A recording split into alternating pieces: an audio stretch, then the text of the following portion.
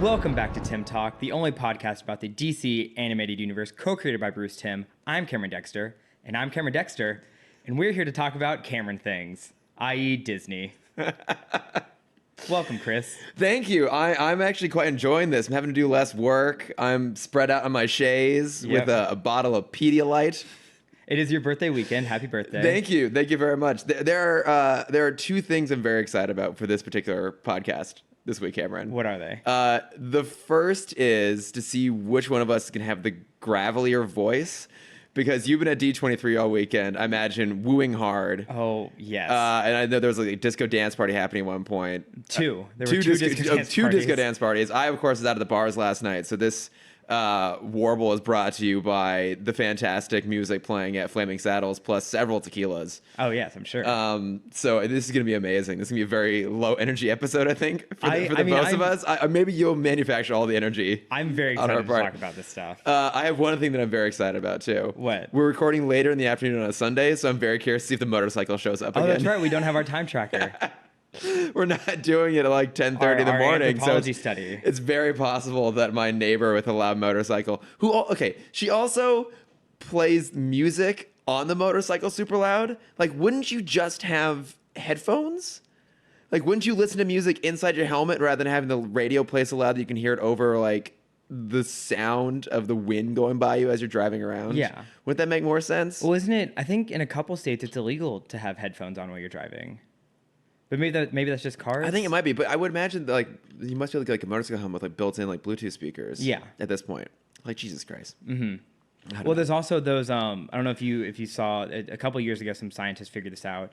There's now like earless piece headphones where you kind of put like a strap of metal above your I've heard about this. Your ear. Yeah. And it sends the vibration straight into your brain. That sounds horrifying. Yeah, and you hear the music without needing headphones. And I'd be fascinated to just like feel that. Wait, does that work if you're deaf? Like, if it's not actually vibrating the eardrum?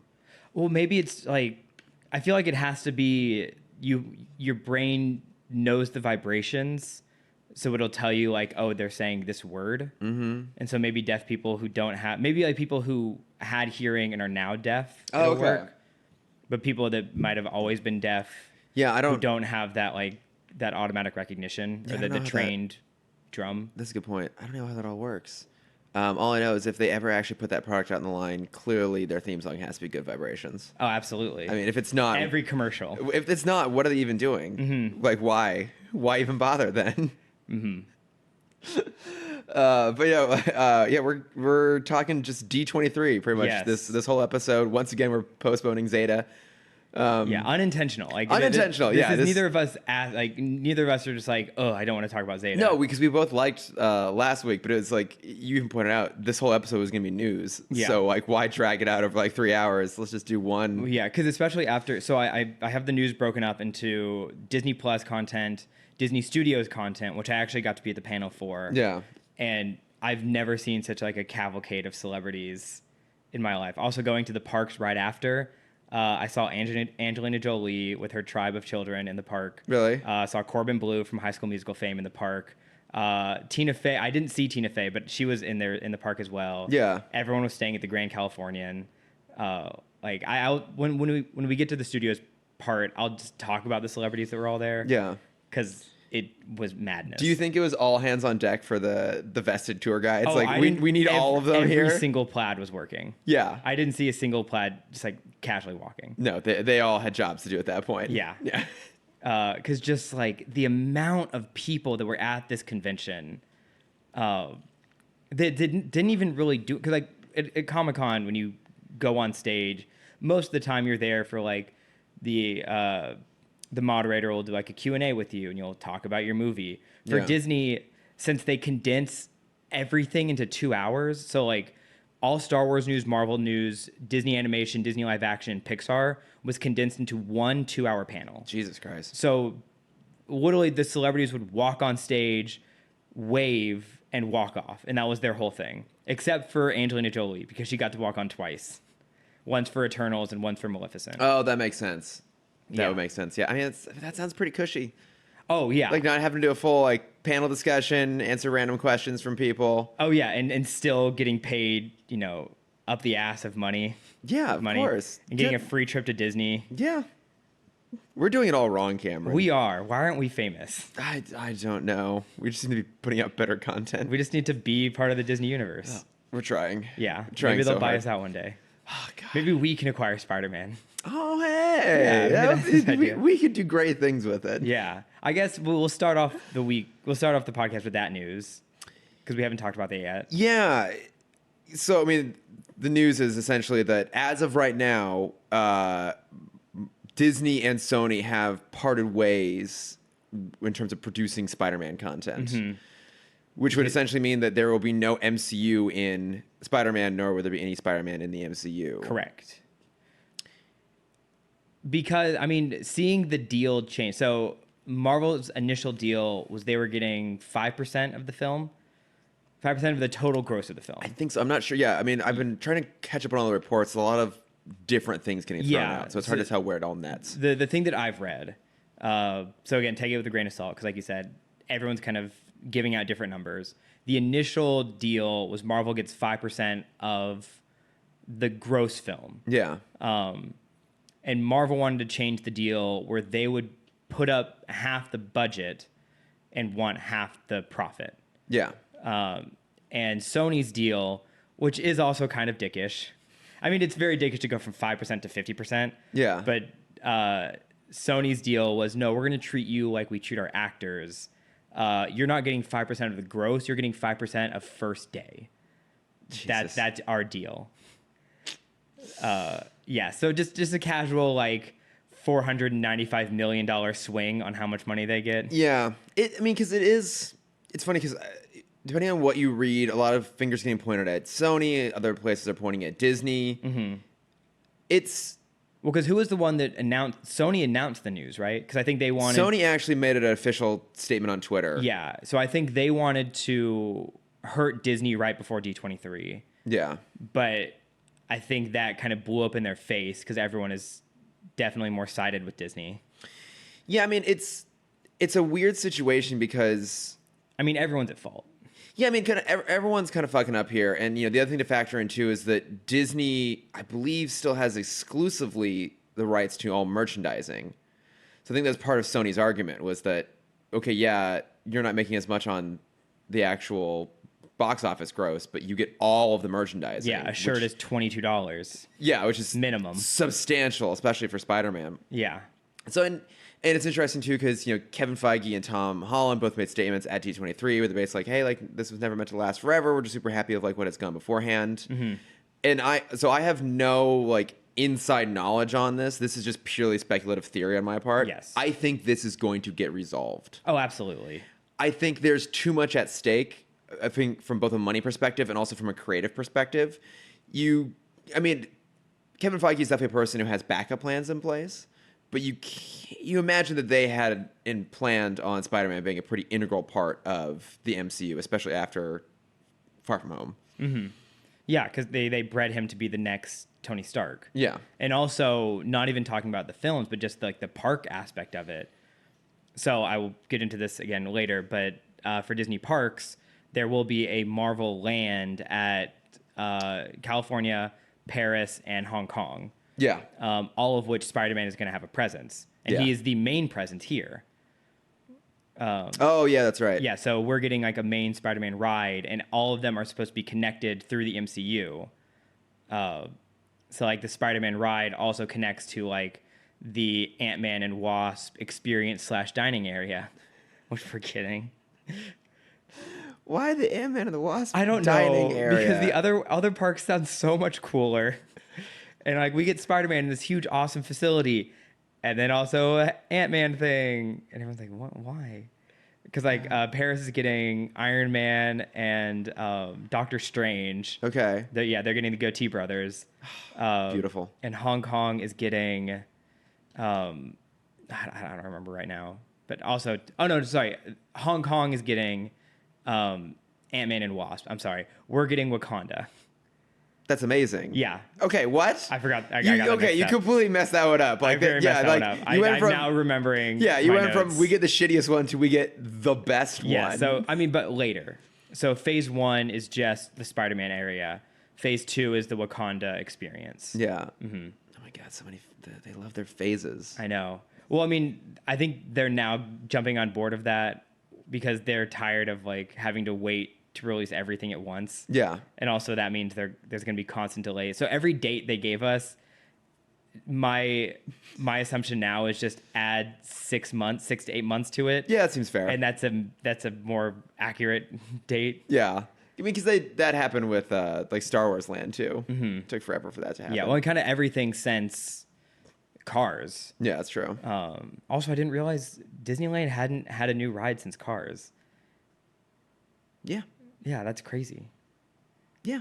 They hadn't done any new development anywhere. Yeah, I know, but I just saw that fact. And I'm like, oh wow, that is weird. How long has the Cars ride been there? 2008. Okay, yeah, that makes sense. Yeah, it's been a while. God, So it took 11 years for something new. that's great. That's crazy. So getting to Disney Plus news, because I have a lot to say. Yes. Let's start with Disney Plus because that was also the first day. So you were not in the panel. I unfortunately did not get. So they handled panels very poorly, in my opinion, this year. Yeah, you were saying because they had a reservation system. Did I talk about this last week? You and I talked about it, but it is an interesting topic. So let's dig into it. Breeze through it real quick, as I say every time. Disney decided that they, instead of having the long lines that they do and people wait. I mean, it's Disney fans. Disney fans know how to wait in lines. So it's the thing they're best at. Yeah, just off the bat, this is a bad idea to like, oh, we're just not going to have you wait in lines. What will they do? Will they just like run around like chickens with their heads cut off? we just stood there. We were like, I don't know what I'm supposed to do. So I guess. Excuse me, sir. Is there an orderly queue somewhere I can stand in? Yeah, people would just stand in the middle of the aisle and people would stand behind them. It's like, oh, what are you in line for? Just to be in line. Just to have. I feel safe here. I just feel very comfortable right now. Thank you. They decided to do an online. What's the like a digital queue? Yeah, I mean it's kind of like buying Comic-Con tickets. It's a digital waiting room. Yeah, that's the term they love to throw out there. They had that set up for every, not just panel, but panel, talent, and giveaways. They timed their giveaways, which I think like that's smart in one aspect, but also like that just means when people know when to like just hang around a booth. Yeah. So you just have a lot of unwanted traffic. And so they had this online queue, and the problem with it was they didn't limit how many things you could reserve. So basically, if you got in, and they were the Pixar booth, they gave out the Lexo balls. Okay. They gave them out kind of every 3 hours, and there was no limit to how many reservations you could sign up for. So people could get a reservation for every time slot for every day of the Lexo ball. Oh, it's like one person could just have like every spot. Yeah. And you could do that for everything. So every talent, every panel, every giveaway, you could realistically get a reservation for. Yeah. So I mean, it would be kind of like, I'm trying to think of like the Comic-Con equivalent. It'd be like the Comic-Con equivalent of you could buy passes for as many people as you wanted. It's literally an all access pass. Yeah. But you could only get it for you and one other person. Yeah. So that's a lot. Yeah. And like for the people that did it, I don't shame them for it. If I got in, I would do that. Yeah, it's just it's a bad system. Yeah. It's one that is naturally geared towards exploitation. And I'm very much of the mindset like if you're waiting in line, no matter how early, like I don't get mad at people that get in line early because you are guaranteeing yourself a spot while declining yourself the service of actually being at a con. Right, yeah, we talked about that too. Where it's like if you go to Comic-Con, you basically get to decide, do you want to be able to like be on the floor, move around, or are you foregoing that experience to get in line to then get the panel experience? Yeah. So I mean, I'm very much in that kind of mindset where this con, expo, whatever. Someone got mad at me for saying con. It's like it's an expo. I'm like, con. Yeah. So they also had 3 lines for every panel. So they had the reservation line, which wasn't the first one in, was also my like, what are you doing, Disney? What was the first one in? There's a gold pass line. Oh, Jesus Christ. So people who were gold members of D23, they got to go in first. Yeah. Then the reservation, and then there was a standby queue next to that. Okay. And I'm like, then what was the point of the reservation system if gold got to go in first anyway? They should have said that first, so then gold members didn't need to get reservations. Yeah. Well, you know what? They have 2 years to figure out how to do it better next time. Yeah. We'll see. Your faith is shattered at this point. But okay, so you didn't make it into the Disney Plus for the aforementioned reasons, but they so much news came out of that. announced so much content. Yeah, it's ridiculous. We have 3 months until the service opens. Yes, that sounds right. November 12th. I don't know if I told you, I have the service for us now. They had a 3-year deal. Jason and I were wondering if you had signed up for it while you were down there. Immediate. That was literally the first thing I did when I walked in. Yeah. It was $140 for 3 years, and it comes with Disney Plus, Hulu Plus, and ESPN Plus. Yeah. Which is like, how could you not buy that? No, wait. Does the Hulu Plus? So that is the commercial-free version. Yeah. For a year of Hulu Plus is $140. Yeah. No, that's insane. Because that was one thing I was a little bit skeptical about. It's like, if it's normal Hulu, I don't watch ads, damn it. I pay the extra money to not watch ads. Exactly. I barely ever even watch Hulu. Doesn't matter. I don't want ads. Yeah. So it was a deal only available at the con Expo. Yeah. But yeah, of course, everyone there bought it. Yeah, I mean, why wouldn't you? Yeah. This is the most hardcore Disney fans possible. Clearly, they're going to do it. So do you want to talk about the big things first, and then I'll just kind of speed read everything else? Yeah, let's do that. So, want to start with Marvel? Sure. Yeah. Okay, so on top of all the shows we already knew were coming, they announced more. They announced 3 new shows. Right. So we are also getting Moon Knight. Yep. Which I don't know much about. I've heard he's just kind of like a fucked up Batman kind of esque. Yeah, character. I also don't know a lot about it. She-Hulk, which I'm really excited about. Which I feel like the only reason they're doing that is they didn't get the rights back from Netflix in time for Daredevil. Because she's also a lawyer in New York. She works with Murdoch a lot in the comics. Yeah, I mean, it would be great if you could get that full synergy back, but I think it's 5 years before they can touch any of the Netflix properties. I think so. Yeah, so that probably won't happen. But I actually don't know that much about She-Hulk. I just know that she is green. She's super strong. She's a lawyer. Yeah, she's pretty fucking cool. I'm hoping this is Ally McBeal with superpowers. Yes, that's that'd be that's amazing. basically what I want. Because for some reason I watched that show when I was a kid, way before I should have.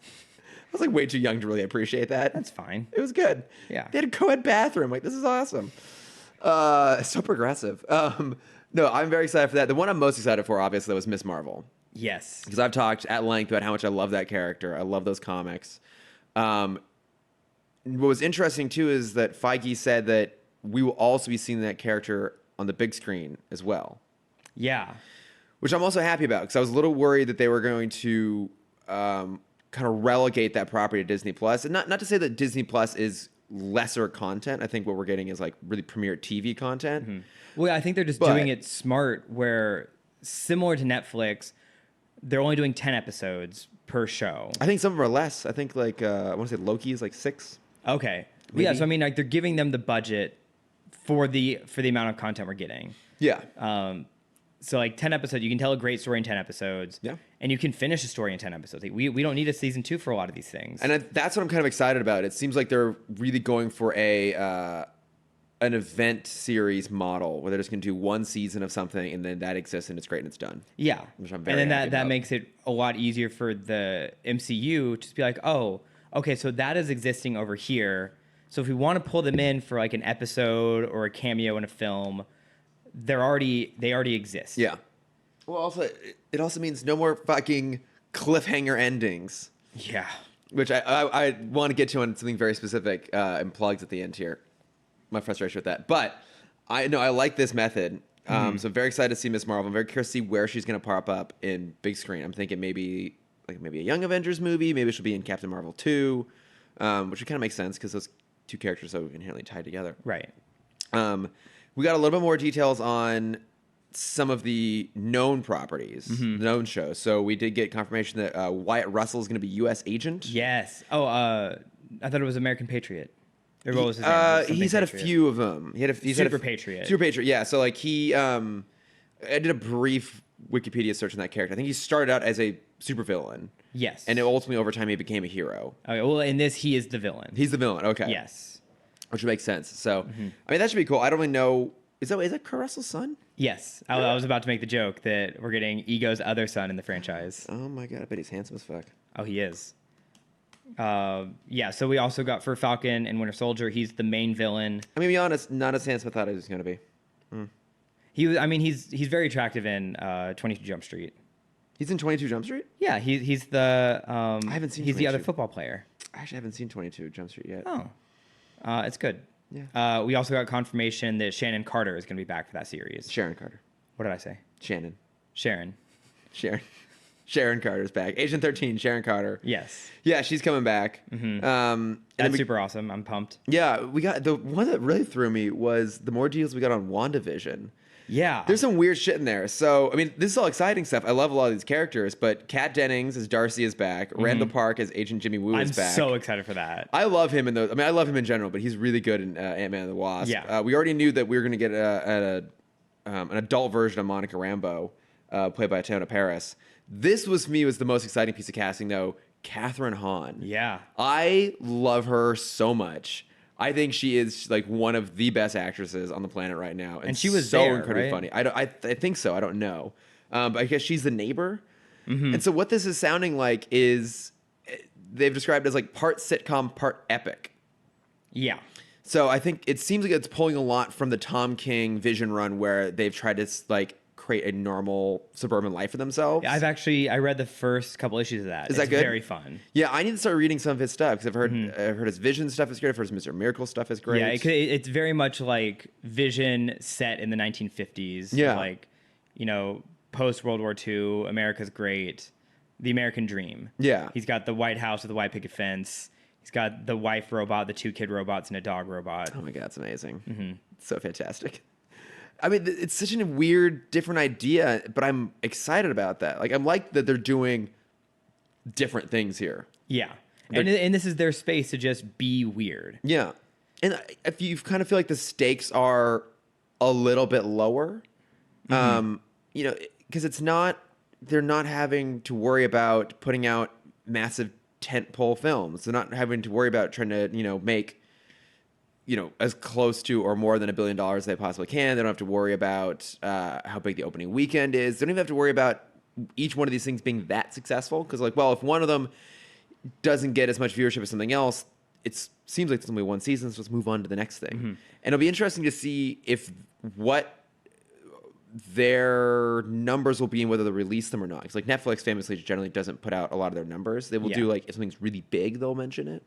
So I'm very curious to see what sort of viewing data transparency we're going to get out of Disney on these shows. If we get anything, it'll probably be percentage and not a hard number. Yeah, because I don't think they want the competition to know how many viewers they have. Yeah, I don't know. It's just so fucking fascinating. Yeah, but with all the stuff they announced, my question is where's this money coming from? I know Disney has an infinite bank account. Yeah. But the streaming service is $7 a month. And there's more content coming in the first year than just writing this. It took me probably 10 minutes just to write out everything that's coming. Yeah. I mean, maybe they just kind of see it as a bit of a loss leader. It's they don't really care how much money it makes off of the streaming service alone. It's more just perpetuating the brand in these stories. That's not Disney's way. I mean, clearly they have to have some sort of end game. Yeah. No pun intended on that. They have to have some kind of dark world. Exactly. It's just a homecoming for all the characters, all the properties you love so much. It truly is an infinite T-War. There we go. We found it. We nailed it. Volume 2. Yes. It really is Iron Man. And so we have we didn't get a lot of information on Loki. No, we just, no more than we already knew, I think. At this but the point. one that I'm most excited for is the What If series. Yeah. They confirmed Captain Carter. Yeah, so the What If series, they confirmed it's going to be an anthology series where it's kind of one episode for every movie. Yeah.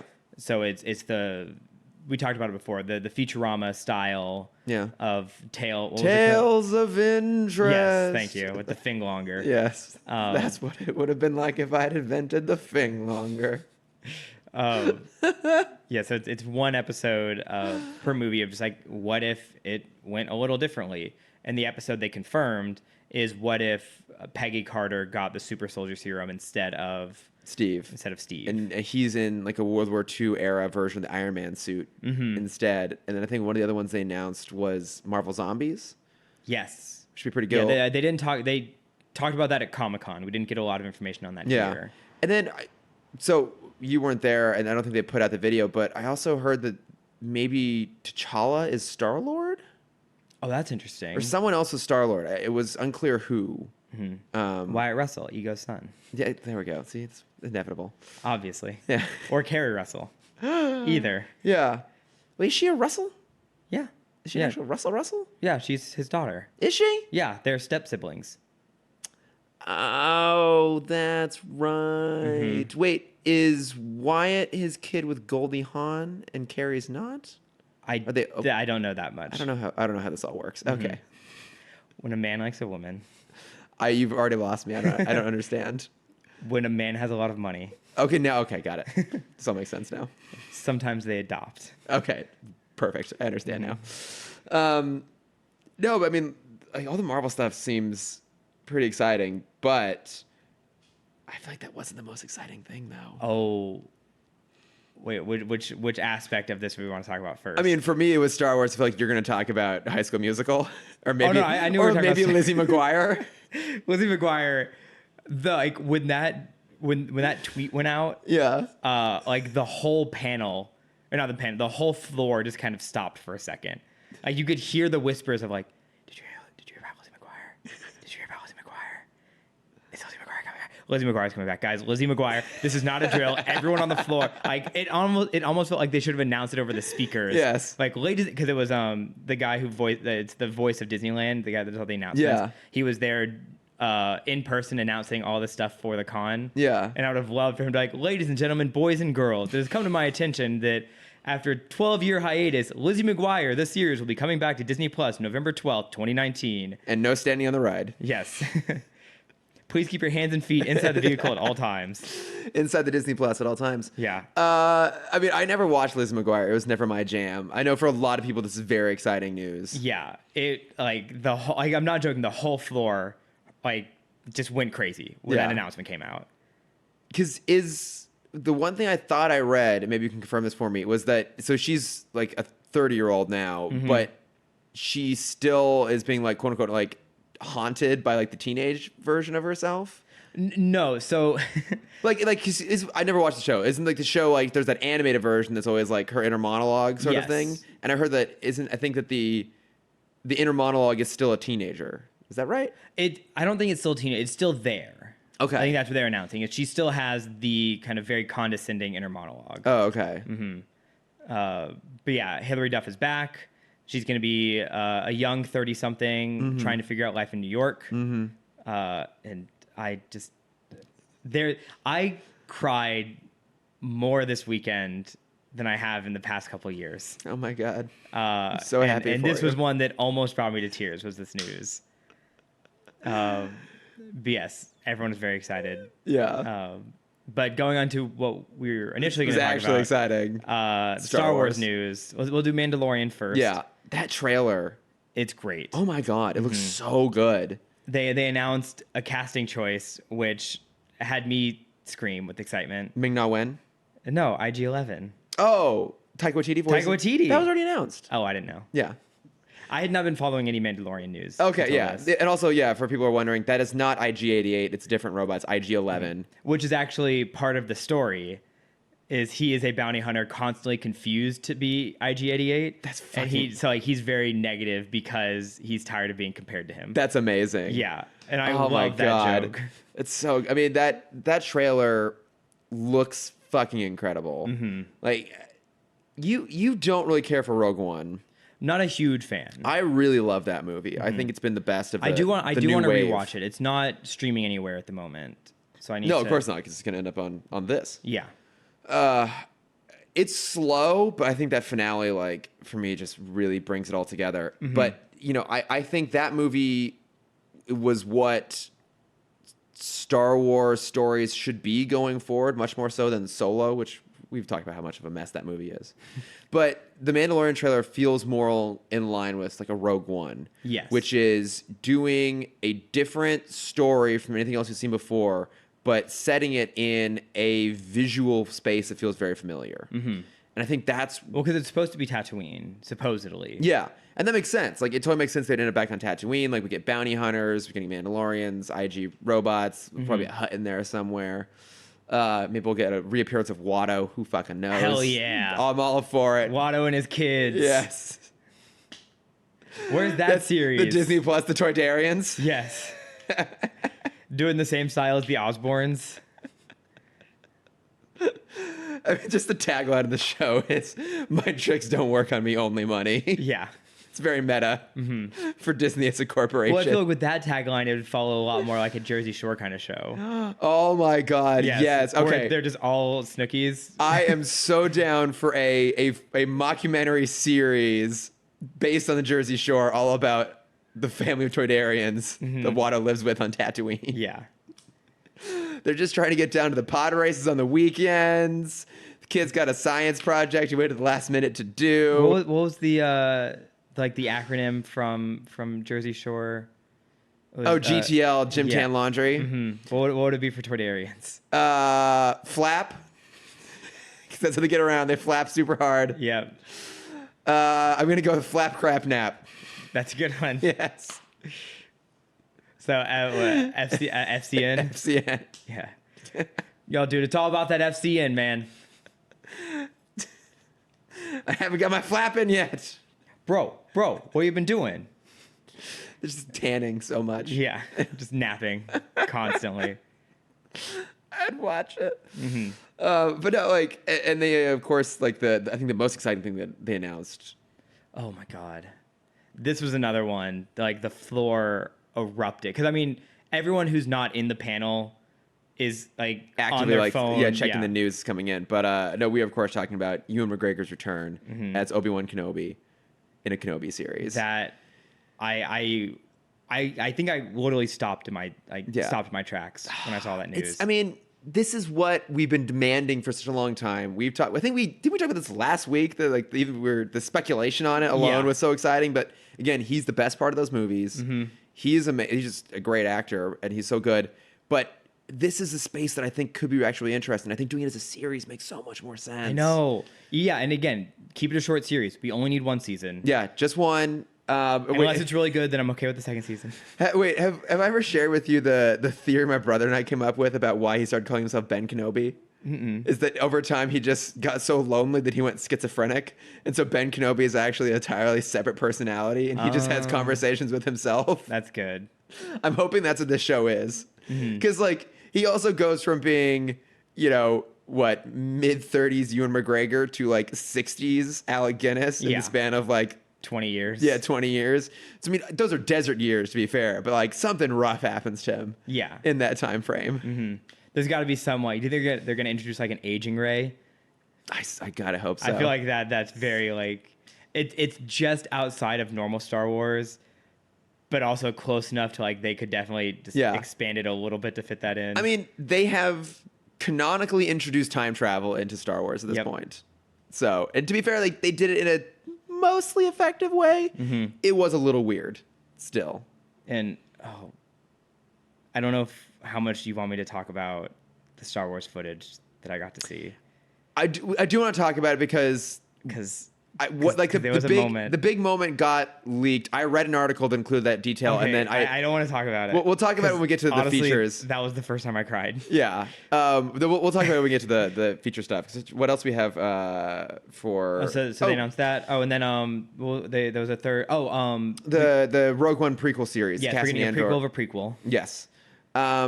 Which I get. I like that character. I like K2SO. I just like Alan Tudyk. love Alan Tudyk, but I think we even talked about this last week. I really feel like this is the better place to take Star Wars. Is that world is so expansive.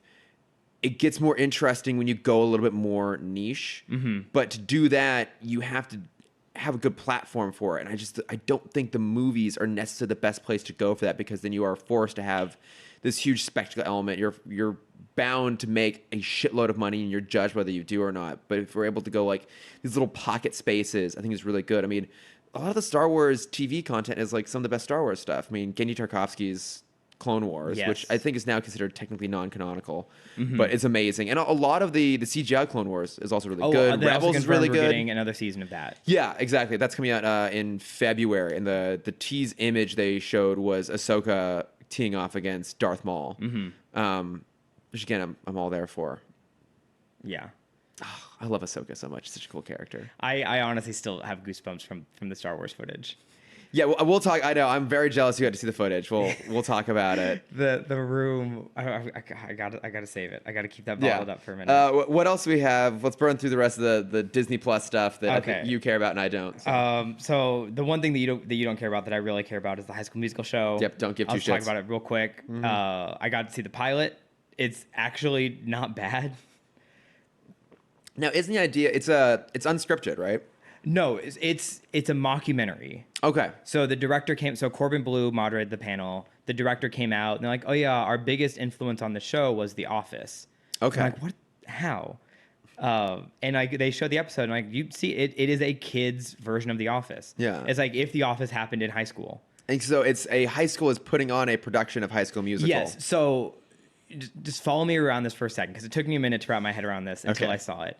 It's not the in-movie school. So it's not East High from the movie. Right. It's the location East High that they filmed. So it's like a Middle Earth. Okay. So it's a world between the High School Musical world and our world. Okay. Where the school that they physically filmed out in Salt Lake City, that's the base location. And that school has never put on a stage production of the movie High School Musical. Okay. So that's where this movie exists. That's where the series exists. Okay, so it's a fictionalized version of the actual filming location that acknowledges the film exists. It's kind of like the Human Centipede 2. Sure. Which yes, that's exactly right. Yes, that's exactly it. It's a fictional world in which the former fictional movie already exists, and there are now characters in that are the actors from the other movie. Yes. So it's like. So I doubt, yeah, like we're probably not gonna get like Zac Efron and Vanessa Hudgens. No actors are coming back for this. Yeah. The whole new cast. They're actually pretty good. The kids are adorable. They talk about it a lot, so I guess it must be real that all the singing is actually done live. Oh wow, okay. Yeah, so in all the recordings, all the music and singing is done They're doing live. it Les Mis style. Nice. And they're doing it Cats style. They're all in cat suits. That's very weird. Yeah, they're all in CGI suits. They're gonna digitally put on clothes later. Yes. They could have just done it normally, but they wanted to experiment with technology. Yeah, they really just wanted to flex the muscles. Yeah, they wanted to have the kids be inconsistent size with the real world. But yeah, the show. I mean, the first episode looks pretty good. Like I'm down to watch it. I won't force you to watch it or anything like that. I definitely won't be. Ain't got time for that. It is very cute. Okay, what else? Okay, so now it's just like the speed read. Okay. So we're getting an unscripted news show called Muppets Now, which is in the similar vein of like Space Ghost. Comes out in 2020. Okay. The Ms. Marvel series, Moon Knight, She-Hulk. Animated, we're getting a Forky Asks a Question series, which is a short form show. Yeah. Which I think is like a parody of the Hassan Minaj series on Netflix. Okay. Where Forky's like, he just answers a random question. Yeah. It's amazing.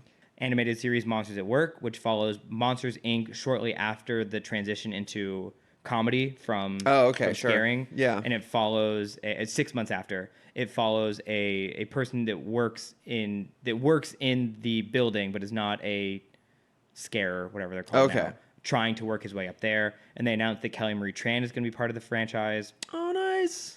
The documentary / unscripted stuff is nuts. the one we're very excited for, The World According to Jeff Goldblum, Yes. which is not a nature show like we both thought it was going to be. Yeah. Or I don't know if you did. I thought it was a nature show. I thought it was basically Planet Earth, but with Jeff Goldblum That's exactly what I thought, narrating. and I'd be so down for that. But instead, it feels a lot closer to like a Anthony Bourdain kind of show, where it's just like every episode is Jeff Goldblum focusing on a subject, and the one in the trailer is like, "Oh, I like tattoos," so we went to these famous tattoo parlors around the world and talked about how they're inspired by what they do, the famous things they've tattooed on people, all this like Yeah. That's cool. yeah. So it really is just like following Jeff Goldblum on a daily basis. That's what I want in life Exactly. all the time. There's a cooking show that I'm actually really excited for called Be Our Chef, which is a bunch of chefs come together to try and make the next big dish for a Disney park. That's amazing. I'm so down. Okay, and then the films. The Lady and the Tramp movie looks fine. Yeah. The Noelle movie looks super cute. It does look cute. Yeah. It's Anna Kendrick and Bill Hader are the son and daughter of Santa Claus, as Bill Hader's kind of working his way up to taking the place of his father. Billy Eichner's in it. Billy Eichner, I think, is the third son. He's like the third sibling who Yeah. looks like he might be like the closest there is, like a villain in the thing. Mm-hmm. I love Billy Eichner. And then I'm just going to speed read this. Just tell me whenever you want me to stop. But I have the list of everything that's coming. Oh my God. All right. Okay. Everyone buckle down. Get ready for it. So starting with the films. Day 1, confirmed. 100 Million Dalmatians, Bugs Life, Goofy Movie, Extreme Goofy Movie, Bambi, Bao, Big Hero 6, Born in China, Cars, Fantasia, Finding Dory, Finding Nemo, Free Solo, Frozen, Fun and Fancy Free, Hercules, High School Musical 1, 2, and 3, Honey, I Shrunk the Kids, Inside Out, Iron Man, Lady and the Tramp, Lilo and Stitch, Mary Poppins, Three Musketeers, Mickey's Once Upon a Christmas, Moana, Mickey's Twice Upon a Christmas, Monsters University, Pirates of the Caribbean 1, Pixar Shorts Collection 1, Ratatouille, Remember the Titans, Rogue One, Star Wars Story, Sleeping Beauty, Snow White, Star Wars 1, 2, 3, 4, 5, 6, 7, and 8, Star Wars Clone Wars, the animated movie, Steamboat Willie, Good Dinosaur, Incredibles, Little Mermaid, Parent Trap, Original Parent Trap, 1991, Prince and the Pauper, Princess Diaries, Rocketeer, Sorcerer's Apprentice, the animated short, Sword in the Stone, Three Caballeros, Thor the Dark World, Toy Story, Tron, Up, WALL-E, and Zootopia. I appreciate you did that in alphabetical order. Oh, yeah. That's very important to me. Yeah. And more. That's just the stuff that we saw on screen. Yeah. But you wrote all that down from memory? No. Oh, found a okay. list. Okay, I was like, damn. Not only did you write it down from memory, but it was in alphabetical order. Yes. Okay. So, I mean, it's crazy that's just Disney Plus. That's just archive content on Disney Plus then all the earlier new stuff we were talking about as well. Everything I listed is day 1. Which is insane. Yeah. So November 12th, you can get all of that, and then a couple of the shows that we already just talked about. And at that point, the podcast will cease to exist because Cameron will not have time for it anymore. That's very true. Okay, are we ready to move on to the Disney Studios, the features announcements? Yes. This panel, I didn't expect to get in, and holy shit, am I glad I got into this panel, because it might be the best thing I've ever seen at a convention. I mean, because it's so dense. Like, it's like doing an entire weekend in Hall H in 2 hours. Yeah, exactly. And it still kind of blows my mind that they didn't break this up into more, like, to like, be able to talk to people. Yeah. Because it literally was, they would announce a movie, the cast would come out, they would wave, sometimes we'd get a trailer, sometimes not, and then they'd walk off, and the next person would come out for the next movie. Yeah. It was literally just a showcase. But still, it was amazing. So we'll go in order of the panel. Okay. So when I walked in, the entirety of the Star Wars cast was on stage. Yeah. Everyone was there, including Carrie Russell, who's a new member for Episode 9. Yes. So she, I don't remember the name of her character, but she is a criminal who's an old friend of Poe. So we know that she's going to be somehow part of that storyline. Okay. They showed the new poster. Yeah. Have you seen it? I have, yeah. It's beautiful. They showed the animated version at the convention. They gave us a poster. Oh, really? Yeah. That's awesome. Man, that thing is beautiful. And then they showed us the footage, which I'm not going to talk about. No, we can talk about it. I honestly don't want this bit to be spoiled. Well, the thing is, it already is. I know, but for the people that haven't looked it up, I don't want, for people who aren't actively going out to look for it, I don't want this moment to be spoiled. Okay, I'm going to say, like, skip forward, like, a minute or two, because I do want to talk about this. Okay. Specifically. So, 3, 2, 1. Rey has a fucking double-sided like Darth Maul lightsaber. Yes. And it's fucking insane. She's in a dark cloak. It looked so cool. Yeah, I mean, it sounds fucking... I'm not joking. I cried the second I saw that. It sounds amazing. So I saw an article on Geek Tyrant that was basically like, oh, you know, like footage description. I'm like, well, okay, it's technically public release footage, so I don't really care if I see it or not. They'll probably put it in a future trailer, so I'm just going to read it what it was. And I read that, and I'm like, oh, I kind of wish I'd had a chance to just see it rather than read it. But I'm like, whatever. Like, my immediate thought was, I'm probably going to go somewhere else and get spoiled. I went from Geek Tyrant to IO9. Like, the top article was, footage from Star Wars at Disney, at D23 reveals Rey in a black hood with a double-bladed red lightsaber. I was like, well... I'm so mad people that have that in the titles. And that's like what I actually want to talk about. So not even so much what they... Like, the footage itself, but the fact that like that should not be a headline. Not at all. That was like the theater screamed when we saw that. Yeah. That was such a shock, and it's something. Yeah, it's. I'm happy I saw it, but at the same time, I kind of wish I didn't see that. Yeah. I'd love for that to just be like something to experience in the middle of the movie. And so now, like all these questions are like, is it time travel? Is that why the Emperor's back? Because we know it's canonical. Yeah. Is Darth Maul back again? Is it actually his lightsaber? No. So it's a cool, different kind of lightsaber. So it's a normal one-sided. It was kind of like her holding two blades forward, and she clicked it, she kind of swiped it down, and so one lightsaber snapped down to make a double-sided lightsaber. Okay, that's pretty cool. And it looked so sick. Like, I wish I could just explain the feelings that I have, but I don't have words for them. Yeah. No, I mean, it sounds super cool. Like, I mean, my one worry is because that sounds like such a cool moment, is this potentially an indication of this movie just being like real hardcore fan servicey? Oh, yeah, for sure. Yeah. But I mean, they saw how well it worked with Endgame. If they're going to be fan servicey, I think they might know better how to handle it. And they've also maybe hopefully learned from Solo on how not to do fan service. I look, I am excited for this movie. Mm-hmm. I'm not like crazy excited about it though. And I think part of it is this movie now, like with this footage, it's helped kind of like bring back some excitement about it. But it basically exists, it like doesn't exist essentially. Mm-hmm. Like it's so locked down, everything is so secretive, no one's talking about it, there's no footage, there's no photos, there's no anything, to the point where it's kind of hard to get excited about it because it just doesn't exist in the zeitgeist. Right.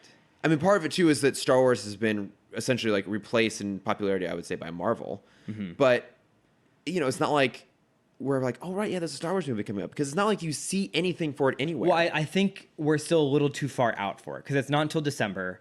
Well, yeah, but like... I mean, even just remember... It's September next weekend. I know, but I also just remember...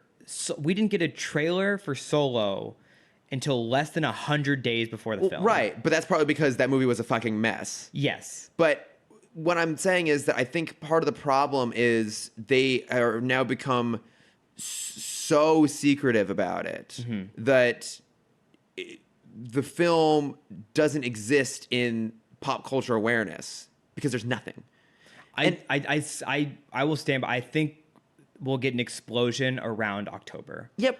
I mean, we probably will. Mm-hmm. And I'm sure the closer we get, the more excited I will be. Yeah. But I don't know. I mean... I assume so the next big Disney film is Maleficent. I assume we're going to get a second trailer in front of that. Probably. And we'll get that, and then we'll get like a TV spot early November. Yeah. And the thing is that I prefer to know less going in. Like, I don't even like talking about rumors and like that because I just don't want to know. Mm-hmm. So like that is counter to what I'm also saying about I want it to kind of exist in some sort of space somewhere. Yeah. But it just... I mean, just think about the advertising for Force Awakens. I feel like they gave us just enough stuff where they gave us enough material where people could cut up the trailers realistically and kind of build their own movie. Yeah. But I think not to mention that I worked on the advertising for Force Awakens, yes. But that's beyond the point. But I think partly too with the Force Awakens is the existence of that movie was so huge. Like no one thought Star Wars was going to be coming back. All of a sudden it's coming back. It's the original cast. So like people were excited about the fact that movie existed. Like it's just the fact that it existed was enough to keep people talking about it. And I feel like I think they've burned some goodwill with the last two films. That in combination of being so locked down on this means that it's not something people really are talking about. And I kind of wish they were talking about. I wish it felt a bit more eventized than it does. And I think that partly comes down to too much Star Wars in theaters the last few years. A lot of it not being particularly good. And then this being overly secretive. Yes. I mean, Chris, we do have a podcast. We can talk about it more if you want. There's nothing to talk about. Like there's something to talk about now, but it's like there's nothing to talk about. And like other than just it will exist. But anyway, so like yeah, I mean that footage sounded amazing. I have no words for what it was. And I am a man of a lot of words. Very, very true. Proven, especially today. Yes. Okay, so that was Star Wars. So next we had the Marvel setup. Yeah. Which Marvel didn't have a big presence because they announced so much at Comic-Con. Well, and they announced so much of Disney Plus stuff, too. Yeah. So a lot of people were like kind of angry at the Marvel section. And I'm like, why? No, we still got cool stuff. I think the biggest disappointment, which was so cool, was Ryan Coogler came out. Yeah. And they gave us a date, a solidified date for Black Panther 2, which is May 6th, 2022. Yeah. So we got a while. But then him and Feige had this whole thing set up of like, so Ryan, can you tell us anything about this film? You go, no. It's like, what about like a villain? Can you give us a villain? Goes, no. It's like, can you give us like a filming location? Where's this movie going to take place? I don't know. It's like, all right. Everyone give it a hand for Ryan Coogler. Thanks for coming out. Thanks for the release date. Oh, no. He's like, can you give us the real title? He goes, no. It's like, all right. Thanks for coming out, Ryan. And that was the whole bit. What's the whole point of that? It's dumb. Yeah, exactly. It's really dumb. I feel like that was one where like they invited everyone out and Ryan's like, hey, can I get a free trip to Disneyland? Yeah, right. Guys, don't forget about me. So I had two thoughts about that. It was either that was already planned or they were going to talk about something Spider-Man there. And they now couldn't because the deal was announced. Because it was just the bit was just long enough where they could have had like a real announcement. Yeah. But not long enough where they could have like shown a trailer for something. Oh, interesting. And Tom Holland was already there for another movie. Yeah. Very possible. Very, very possible. But I mean, obviously excited about this. Love Black Panther. Yeah. Definitely want more. Because they announced that they gave us the first look at the Eternals. Yeah, so we saw the cast at Comic-Con. The cast came back out for D23, and they announced two more characters. I don't remember the first person they announced, but the second was Kit Harington is a non-Eternal. Yeah. So a lot of people are thinking he's either the villain or the love interest. Well, he's been confirmed to play the Black Knight. Is that a villain or a love interest? He's a superhero. He's a hero. Or option 3. He's a hero, yeah. But I think he actually is... Well, but the weird thing is that character I think was a love interest for Cersei. Yes, who's in the movie. Yeah, and that's Angelina Jolie's character? Yes. Interesting. What I thought was very funny about, again, this is one where the cast, the whole segment was 3 minutes. They said the movie's coming back out. They had the cast come out. They showed them in their costumes on the big screen. Yeah. And then that was it. And then the cast walked off. Hey. Like, Kumail was on stage for 2 minutes. Looks good. Looks great. He's looking real fit. Oh, yeah. He's getting in shape. Yeah. What I thought was funny about this whole thing, though, is Rob Stark is in it. I don't remember something Mason Madsen. Richard Madden. Richard Madden. I was going to get there. Yeah, no, you weren't. Who played Prince Charming in the Cinderella film. Yeah. When he walked on stage, there were audible chants for King of the North. And I really appreciated that. Aw. It's like, oh, even at a Disney convention, no one remembers your role as a prince. Yeah. Well, I mean, that kind of went under the radar. Yeah. It's one of the best ones, though. It's really good. Yeah. So, they did that with the Eternals. And then we got a Black Widow trailer. Oh, you did? We did. Oh, how'd it look? Really good. Yeah. So from what I heard, it's an extended version of what they showed at Comic-Con. Okay.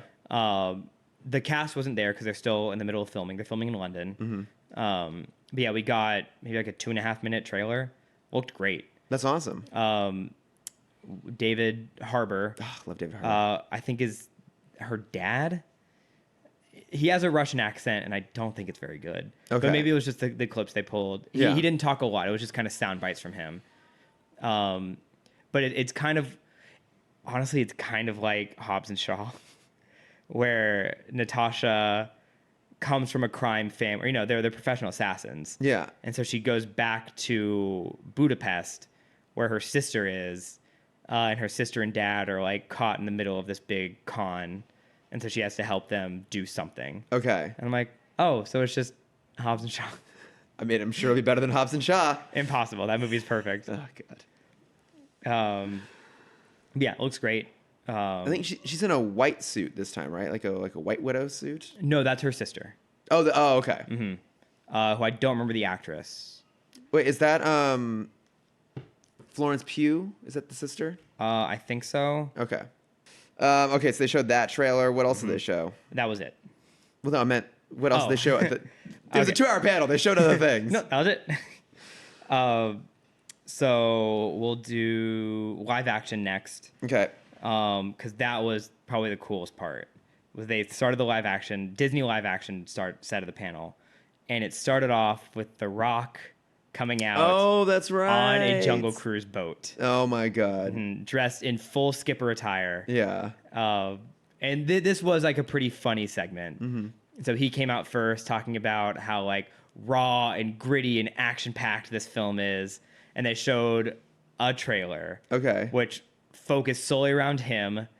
Emily Blunt was in it for maybe a couple scenes. She was very much shown as like the sidekick and lesser character. And even the titles, they showed like The Rock's name in big bold letters, and then Emily Blunt's name in like tiny letters, and then, you know, The Jungle Cruise. Yeah. And then Emily Blunt comes out on a kind of like the Indiana Jones car. Okay. Comes out a in that. Jeep. Some would call it that, but others would refer to it by its proper name, the Indiana Jones car. Okay. And she's like, "That's not the movie that we made. That's the wrong movie. So play the right trailer." Essentially, they played a second trailer which focused solely on Emily Blunt's character. That's really And clever. made The Rock look like the side character, just like the dumb muscle head. Yeah. Who couldn't get anything done, and she had to save him from all these things. Yeah. And they did the same joke, but flipped. Her name was in big bold letters, and his was small. That is actually very clever. And then they kind of had this like very staged argument going on. But it was still very fun. It was very fun to see The Rock kind of lose to someone finally. Because he's like, you mean nothing to me. Like, I was a demigod in a Disney film. What were you? She's like, oh, that's cute. You did animated magic? How quaint. And the room just erupted. I mean, I could see them having really good, They were very cute really together. good chemistry. Yeah. I can see them having a fun tete-a-tete. Yes. So then Did the movie look good? it looks really good. Yeah. So it's a weird combination. They said it's so in a similar vein to like Pirates of the Caribbean. They could only pull so much from the ride because there's not a lot. Yeah. There is a backside of water joke in the movie. Please tell me there are dad jokes. If there are There weren't as many puns as I was hoping in the trailer. Okay. But his character, so The Rock's character is a guy that works on a boat in the Amazon that does kind of under the table tours. Okay. So I'm sure like the opening of the movie, I'm sure will be very dry dad jokes. Please. That's all I want in my life. That's one of the reasons why I love that ride so much, is that I am a sucker for a good dad joke. Yeah. I'm a bigger sucker for an entire ride full of them. So it feels like it's kind of a mix of like Indiana Jones, the new Jumanji movie, a little bit of like The Mummy in there. Okay. And then kind of like a dash of Pirates of the Caribbean. I'm all for it. Yeah. So I'm very excited. Yeah. What I'm more excited for is they're probably going to do the same kind of promotion they did for Pirates, where I don't think they can get The Rock because he's a little too easily distinguishable. But I bet we will have Emily Blunt act as a skipper on the ride at some point to promote the movie. Yeah, probably. You're going to be at Disneyland nonstop, aren't you? Every day. Yeah, every day, just trying to make that happen. I will ride that ride every day. You'll ride it to death until it happens. Yes. No, I mean, that is something I'm excited about. I didn't see, obviously, they haven't released any of this sort of footage, but I know they did Mulan stuff too, right? So then we had some Mulan footage. So they showed us the matchmaking scene at the beginning of the movie. It is very cute. It's a weird blend of like American family comedy with kind of action direction done in a very Chinese style. Okay. Do you think it works? Sometimes. Okay. Interesting. I'm on it. Obviously, this movie is, I think what'll make or break it is the action scenes. Yeah. From the little bits they showed, they look great. But it does feel very young. Okay. And then the final thing they showed us was the Cruella photo. Yeah, that first look photo. Looks amazing. It's just so weird. Like this whole punk rock thing going on. Horace and Jasper are there. She has Dalmatians. I'm very confused. Yes. So it's a Cruella origin story where Emma Stone plays Cruella, and it's set in 1970s London. That's all the information they gave us, and that's all we needed, because that sounds amazing. It's so fucking weird. It's going to be interesting, certainly. Yes. Yeah, so all we know is they started filming, so they haven't said anything else. Yeah, it's 1970s London. Yes. Okay, that's also weird. Yeah, so like right at the birth of rock and roll. Yeah, I mean, I like that they've picked a very specific period. I think that'll be kind of fun. But I mean, it's not. I mean, I guess it would be weird for it to be like an actual like prequel setup for the original cartoon. 'Cause I think that was set in what, the early 60s. Well, yeah, I mean the film came out in 62. Yeah. 63. 63. Yeah. I think we're better off doing. 61, because 63 was Sword in the Stone. Sorry. Okay, I'm very glad you corrected yourself, because no one else is going to. No, I mean, I'm glad they did like the 70s. I think that's more fun than like 1950s, like post World War II era London. I think that's probably a better choice on their part. Yeah. So, and they kind of in the 70s you have a little wiggle room for costume design. yeah, Because there's no like iconic look of London 70s. Like, Yeah, that's outside of true. the punk world. yeah, that's a good point. And So, 80s has like a very distinct look. yeah, and so did the 60s. So, yeah, no, it could be who knows? That would be kind of interesting. And then I'll speed through this part. The last part was the Disney animated panel. They talked about 2 movies. Oh, sorry, there's one other one. Sorry, forgot about Pixar. We're going to Pixar first. Pixar, there's 2 Pixar movies coming out next year. So it's Onward. Yes. Which is the one we already got the trailer for, of like the magical worlds that's grown up into like reality with like the trash can unicorns. Yeah, Middle Earth today. Yeah. Looks amazing. They showed us some extended scenes. Looks very cute. Okay. We now know the real plot of the film, which is their quest. Tom Holland's character has the ability of magic. Okay. When in the society where magic has completely died to technology. And their dad passed a long time ago, but left them a spell when they were 16. They could perform together to bring him back for one day. Jesus fucking Christ. What? Stop manipulating our emotions. Yes. You assholes. Oh, just wait. So the spell backfires halfway. So they only resurrect him from the waist up or from the waist down. It gets weird. And so the quest they're on is they have to find another gem to replace the one in the magic staff. Yeah. In order to finish the spell, and they only have 24 hours to get it to see their dad. Oh my God. Looks amazing. Tom Holland and Chris Pratt came out. I felt a little bad for Chris Pratt because everyone was just screaming for Tom Holland. Understandably so. And he's like seeing like Chris Pratt is no longer like the star child of Disney. Yeah, because you're up against Tom Holland. I know. Who's But adorable AF. You could just kind of see him like the last time he was on stage at Disney, like everyone was screaming for him. Yeah. And now he's already the second character. Well, but he's the worst of the Chris's anyways. I know. So. But like at the beginning of the panel, he was asked a question he was trying to answer, and people were still screaming for Tom Holland while he's talking. And like mid sentence, he's like, "Yeah, let's give it up one more time for Tom Holland." I'm like, "Oh, Chris, Play to your crowd, man. Yeah. Play to your crowd." Yeah, it looks amazing. And then the other film is a very weird premise. Is this Soul? It's called Soul. Yeah. Amazing cast. So it's Jamie Foxx, Tina Fey, Daveed Diggs, and Questlove. Damn, yeah. It's about Jamie Foxx is a middle school band teacher whose dream is to play in a big jazz club as a pianist. When right before his concert he dies. Oh my gosh. And his soul is transferred back to kind of the place beyond the stars where all souls gain their like traits. Okay. And his soul still has the memories of Earth, so he's trying to get back to Earth as fast as possible to inhabit a body that can play that performance. Oh my god.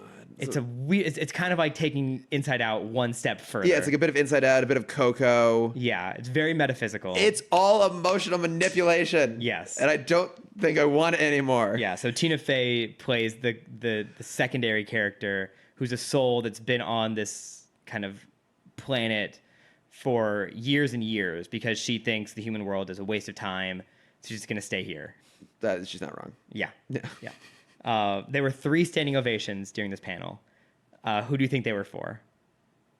Well, Tina Fey. Yes. Questlove? No, unfortunately not.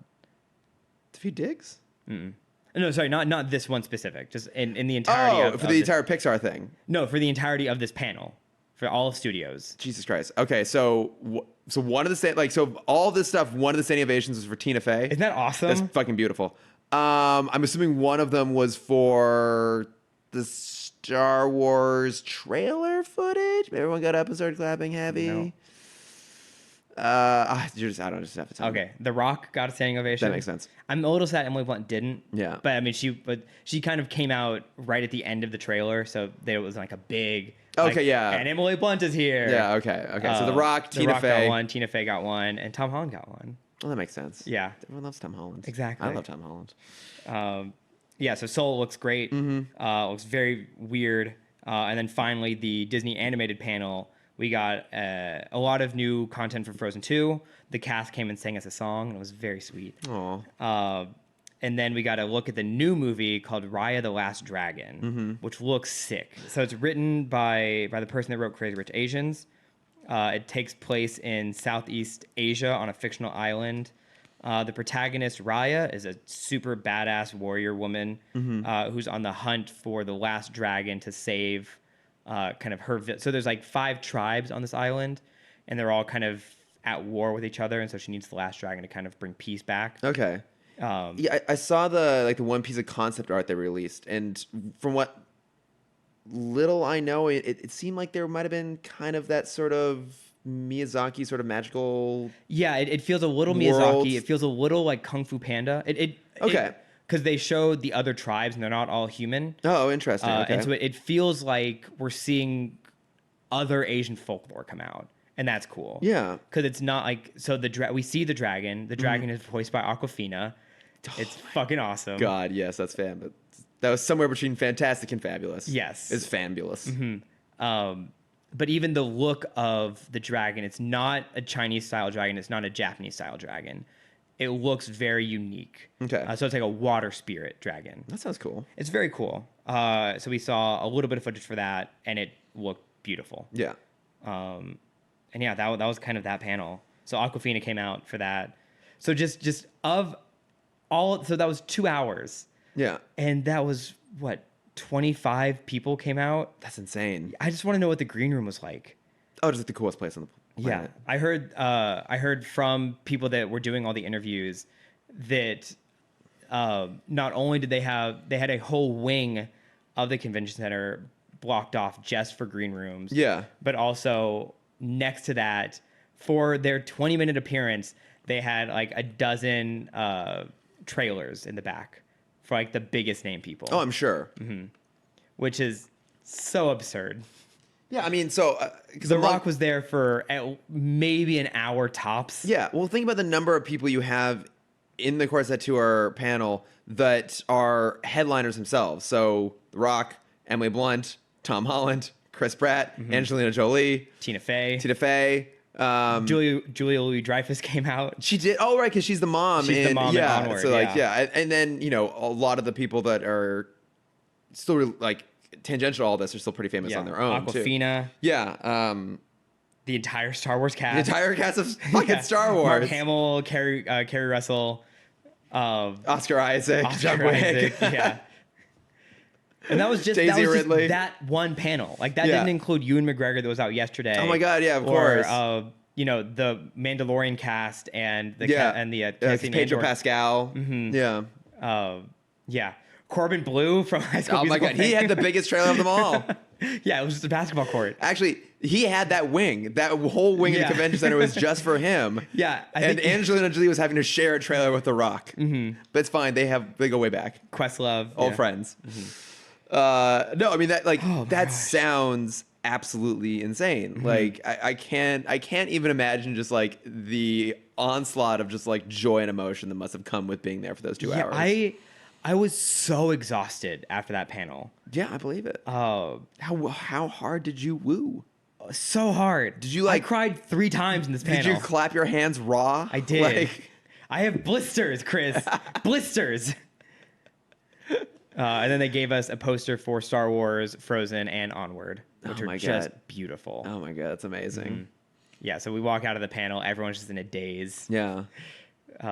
It was the most magical thing I've ever experienced at a convention. God, that's so cool. Mm-hmm. And then the park stuff was today, Yeah, right? so we were recording this mere minutes after the park panel ended. Yeah. I was live streaming it because I was not at the convention today, unfortunately. There's not a lot that I think most people would care about, so I'll just hit kind of the big thing. And the thing that I think you want to talk about is... Oh, no, I want to talk about one dumb thing that they announced. Okay. Is Disney's teaming up with Target, and they're going to build Disney stores inside Targets across the nation. And to announce this, not only did they have this like big grand thing to announce, the guest they brought out to help announce it was the dog, like Spot. Yeah, they brought out the oh my God. Yeah, and like people, it was very scattered applause. It's like okay. Yeah, because it was very much like, is that, I don't know if the dog's still alive. The dog? Yeah, well, it's not. That's very much a separate dog. It's a different dog. Yeah, Yeah. They consider making a whole TV program, but replacing the Spot dog they realized might be a bit depressing, so they didn't do it. So yeah. Also, I would love to see the video of someone trying to like paint the bullseye on that dog's face. Yeah. I mean, it's probably the people that like have to do the haircuts because they know how to carefully work around moving dogs. Yeah, but like you had like a haircut, you have a little bit of room for flexibility. Like that is a very precise circle they're drawing. Mm-hmm. Do you think they knocked that dog out? Probably just give it peanut butter. But that one works, and like the mouth is moving up and down. Like that head's got to be still. You give it the spoon and you hold its nose, so they have to use the bottom jaw. That still sounds terrible. Yeah. I imagine there's, in my mind, there's no way to face paint a dog without it being an unpleasant experience. Auditions? I bet they just find another dog that has the spot. A dog with a naturally occurring red bullseye on its face? Oh, no, it's not red. It's black. What? Yeah. No. Yes. The dog, what? No. The one in the commercials is a fake spot. The actual like mascot of Target is just a dog that has a spot over its eye. Are you, really? Yeah. I mean, I don't know why I'm doubting you. You actually saw the fucking dog yesterday in person. Mm-hmm. But like, I thought, I could have sworn like the Target dog actually had like they have like in TV, like commercials, a dog with red circles painted around its face. If that is, then that is painted. But the mascot that they brought out was just a dog that had a black spot over its eye. I am looking this up. Okay. I am convinced there is somewhere out there. Yeah, right here. Right fucking here. Again, great video work here on this audio medium. But look at all these photos of this dog with the red bullseye painted over its face. Someone had to paint that fucking dog. Yes, but I guess they didn't paint it for the panel then. Okay, well, I mean, I guess that was kind, but like someone had to do this, and I want to know how you face paint a dog. Mm-hmm. Yep. I mean, you can train a dog very well. Yeah, but like to sit there while you like paint its face? Yeah, it's not close enough to the eye where they're gonna. Well, no, but like again, like that's a very precise. No, just kidding. It's over the eyeball. It's over the eyeball. It's very precise circles. Like it's a stencil for sure. This is just spray paint. Yeah. PETA. I want to know if some weird coincidence out there that one of our listeners knows how they paint the dog for Target, please write to us and tell me how it's done. Yes. I am now fascinated by this.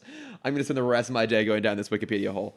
Okay, what did they announce for the parks though? Okay, a lot of new rides. They announced a Mary Poppins experience at Epcot. Interesting. Yeah, so you can walk through Cherry Tree Lane. And to announce this, they had a much better guest come out for this. They had Dick Van Dyke come out to announce it. Okay, I was about to say Lin-Manuel Miranda. No. Yeah. Emily Blunt came back. Hey, That we would've love been pretty her. cool. Yeah. I know Dick Van Dyke came out to announce that. It's Ben Whishaw. Yeah. They announced a lot of the Marvel Land stuff. A lot of new stuff is coming to Epcot. There's a Moana experience coming out. I'm super pumped for. Oh, cool. A Guardians attraction. At Epcot? Yes. How were they able to get away with that? I thought they couldn't do any Marvel stuff east of the Mississippi. I also thought that. I don't know either. Maybe it was just specific characters. But I also thought it was just all Marvel. Yeah, I don't know. That's interesting. Cool. Yeah, well, it's going to look cool. Maybe they just paid Universal a shit ton of money for it. Yeah, they can. Yeah, a lot of cool stuff's coming to Hong Kong. Zootopia is coming to Shanghai. But the stuff that's super interesting, in my opinion, is the Star Wars Hotel. Yeah, because it's like a cruise. Yes, it's basically called Star Wars Galactic Star Cruiser. Yeah. And when it was announced in 2017, they said it's a fully immersive hotel. So they have a private shuttle pick you up from the airport, bring you to the hotel, and then a private shuttle take you from the hotel to the Star Wars section of the park. Yeah. So it's a full Star Wars immersive experience. But now we got more information. It is treated like a cruise. So it's a 2-day experience. So they've limited how long you can stay in the hotel. It's a 2-day experience. Again, you're still shuttled from the hotel, from the airport to the hotel. And then once you're there, you kind of stay in the hotel. Yeah. So there's a lot of cruise-like activities. There's lightsaber training, which looks super cool. But also the full hotel is at your disposal. So they like encourage you to sneak around and try and find new areas. Like the basement area is supposed to be like the rebel hideout. Do they have a like a corridor you walk into and a bunch of stormtroopers shoot you, Yeah. surprising them? Yeah, but none of them hit you. You just walk into the room like, why is there bits of protocol droid over the floor? Oh, fuck. Yeah. Well, I mean that'd be very funny as if you walk in and they start shooting and just can't hit you. Yeah. Oh, because also when this podcast comes out, this Friday, Star Wars Land will open at World. Oh, that's right. Yeah, yeah. It looks the exact same. Yep, exact same. There's a little bit of like color difference, but that's kind of it. I'm gonna be honest. This cruise thing sounds terrible. I think it's well. 'Cause your complaint is the windows. Like, I really enjoy natural light. Yes, but I don't, and that's what's great about it. I guess that's fine. It. But like that idea sounds terrible to me. It's like it sounds like prison. It's just like you show up and Or they like a casino. They throw you into a windowless van and they drive you to like it doesn't even sound like a hotel. It's like, to me it sounds like you're stuck in like the building that houses a ride for 2 days straight. It's a 2-day queue. Like, it just honestly, like, it sounds. You say things like, "Oh, they have like a lightsaber training." Would you want to do lightsaber training with a bunch of kids? Yes, No, that'd be terrible. because I'd beat them. Well, okay, that's your own weird shit that you have to sort through. But it's like I must be the best. It's Chris. not like it's gonna be any sort of like cool instructive training. It's like, okay, now like here's this stance you take and wiggle the lightsaber around a little bit. It's be a bunch of kids like whacking each other. So with, like the images they showed, it's not like that. It's like a game. So there's the droid that's in New Hope that kind of flies around Anakin that he has to block the blasters from. So you're kind of in like a VR room, and there's droids that circle you, and you have to block their blasters. Okay. Sure. I'm excited. I want to know where the alien orgy room is. That's what I would go hunting for. That's below the basement. That's the sub-basement. I will find it. I will find it down there. Just the cast member Yif closet. I'll find it somewhere. Yeah. But I mean, speaking of cast members, my thing is like, this is a 2-day fully immersive experience, and cast members have to be on the whole time. Like, there are some that are in costume, which I'm sure get to go and take it off and get replaced in shifts. But I'm sure there's face characters that like have to stay there for like the full 2-day shift. Yeah. That's crazy. That sounds. It all sounds terrible. I have no interest in it whatsoever. I want to do it once. Okay, you go do it. I'll get to experience it via your Instagram. That'll be enough for me. Yes, I'm pumped. That was kind of the biggest piece of news. Yeah, and then a couple new rides. Oh, there's a DuckTales experience coming to Epcot. Woo! Yeah, that's super cool. There's a new app coming out called Disney Genie. For anyone who hasn't booked a Disney World trip in the past like 10 years, they don't know how complicated it is now. When's the last time you went to World? About 10 years ago. Okay. So now with the Fast Pass system, you have to get your Fast Passes like a month in advance, and kind of get dining reservations even before that if you want to sit down. Yeah, it's a full. When I went last year, we had pages upon pages of notes of like our scheduling, what we can fit in a day, what we can't fit in a day, what we have to squeeze in if we have time to do it. You know, a half day at one park, a half day at another park. Like it's a whole scheduling. It's a week of scheduling. So there's an app that's coming out called Disney Genie that will help plan your trip for you. That's nuts. I didn't realize it was so crazy at this point. Mm-hmm. Yeah. Yeah. That was kind of the highlight to the park panel. I don't need to go into the nitty gritty of that one. Yes, let's not. Mm-hmm. I mean, it sounds like it was pretty damn fun. Like, I don't know. You also had a really good Comic-Con this year. So what was better, Comic-Con or D23? Probably Comic-Con. D23 was great because of the one panel and because of all the people I got to see. Yeah. Like, if I knew more people at Comic-Con, that would just make it even better. Yeah, I mean, they were both great in their own way. But I think D23, I saw more friends and I met more friends. Yeah. And also having a convention across the street from Disneyland also makes it 1,000, because I just went to Disney after the floor closed yesterday. It's pretty hard to beat. Yeah. But I still think Comic-Con was probably the better one of this year. Oh, okay. Mm-hmm. Right on. But for people who've never been to a con, I do think D23 is the best place to start. I mean, if you are a big Disney fan. Yes. Yeah, that is a caveat. Yeah. If you're one of those angry DC fanboys, maybe not your jam. Mm-hmm. Also, what's great is I didn't realize this until yesterday. There's no protesters at a Disney convention. Well, no, because it's so wholesome. I know, but maybe nice. There should be. Should we be the angry DC fans down there? No, protesting Marvel movies. No religious protesters. Yeah. Mm-hmm. But I mean, DC is a religion, so yeah. I think we'll have two contingencies. We'll have the DC fans. We'll have the Star Trek fans. That's good. I did see a person in full Star Trek gear walking around. Star Trek gear? Yes. Like ears, captain shirt. They had... What color was the shirt? It was red. So they had Vulcan ears and a red shirt? Yes. What are they doing? What That's not captain. I got that wrong. That's engineering. That's right. But also... Wait, like original series red shirt? I don't remember. Or like Next Generation? I wasn't paying that much attention. Wait. They were walking the other way. I was on my phone. I saw it at a glance. How do you know they had ears then? Because I turned around. But you didn't notice the kind of shirt? I want to know how incongruous they were. Like, were they wearing Vulcan ears and like a Next Generation red shirt? I mean, not to say there aren't Vulcans in Next Generation. I'm sure there are. Can you tell from the back? What's the difference on the back? Well, I mean, but it's like the original series uniforms, like the black pants and black boots, and then like the full bright yellow, bright red, bright blue shirts. Next Generation, they were more like, well, at one point they were like full on jumpsuits. But the color pattern is a little bit more muted and it was less visible. No, I mean, it was like the knockoff. It was like the T-shirt version of it. Oh, that doesn't. Yeah, it's like the knockoff version. That doesn't count. That's not in cosplay. Mm-hmm. It's just wearing a T-shirt. Yeah, and Vulcan ears. Mm-hmm. Yeah, that's exactly what it was. Doesn't fucking count. I also realized at the Disney convention, there's no middle ground of cosplay. I felt I was the middle ground of cosplay. You did look fantastic. Thank you. I dressed as Duke Kaboom from Toy Story 4. Let's look at the stash. Looks great. Thank you. So it's a lot of people that are like Disney bound and just wear kind of the nerdy shirt, and then it's the people in full costume, and there's no like middle place of costume that I saw. Yeah.